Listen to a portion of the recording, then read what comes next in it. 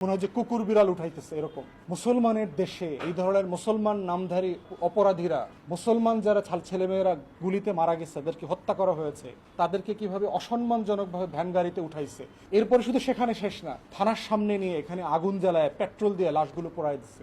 মুসলমানের লাশ পোড়ায় দেওয়া মানে আপনি একটা ভয়ঙ্কর চিন্তা করতে পারেন? আপনি হত্যার পরে কি প্রতিশোধ নিতে পারেন? মানুষকে খুন করার পর কি আর প্রতিশোধ নেওয়ার জায়গা থাকে? কেমন বাংলাদেশ এটা আমরা চাইলাম? কেমন প্রশাসন হয়েছে এটা? পশু পশু তৈরি হয়েছে। এই যে আব্দুল্লাহ কাফিকে দেখলাম গতকালকে গ্রেফতার করেছে, পশু হয়ে গেছে এরা। কোন আইনে বিচার করলে এটা ন্যায্যতার বিচার হবে?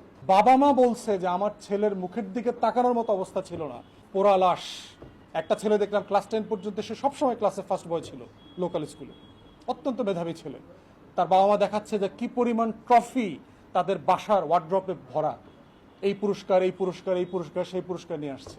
কত অমানবিকভাবে একটা মানুষের লাশ পোড়ায় মেরে ফেলছে, কারো কোনো চেহারা আইডেন্টিফিকেশন নাই। সেখানে আমরা দেখলাম পুলিশের বিরুদ্ধে কোনো ইনভেস্টিগেশন নাই, কোনো তদন্ত নাই, কাউকে গ্রেফতার করা হচ্ছে না, গ্রেফতার করলেও হাজির করা হচ্ছে না। হারুনকে গ্রেফতার করা হয়েছে, হয় নাই। ভালোভাবে প্রডিউস করা হয়েছে, হয় নাই।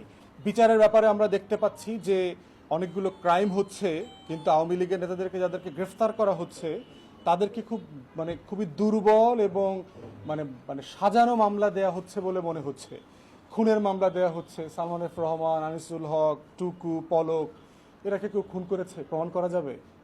আপনি ওবায়দুল কাদেরকে খুনের আসামি হিসাবে নিতে পারবেন, হাসান মাহমুদকে নিতে পারবেন, মাহবুবুল আলম হানিফকে নিতে পারবেন, নানককে নিতে পারবেন, মির্জা আজমকে নিতে পারবেন।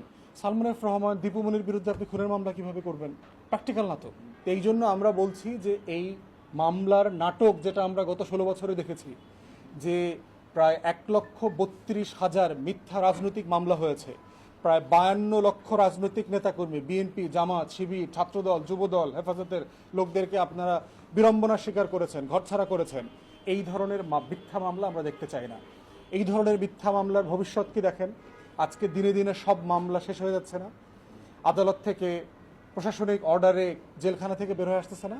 আপনারা কি সেটা চাচ্ছেন?